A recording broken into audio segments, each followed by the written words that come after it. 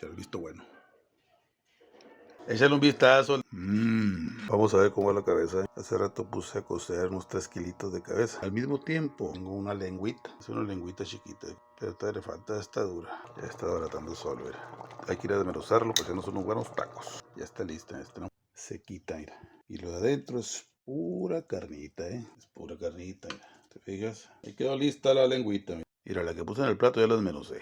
Lista la salsita de chiltepín. Mira, ya me estoy saboreando.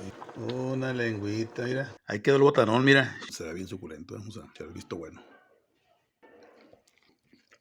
Muy suculenta.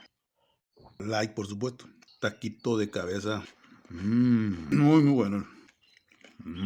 Suculento. Ahora lo voy a pegar de lengüita. Es pura carnita. Mira, échale un vistazo. Este es mixto. Échale pues, loco, a ver qué tal están, Hasta luego.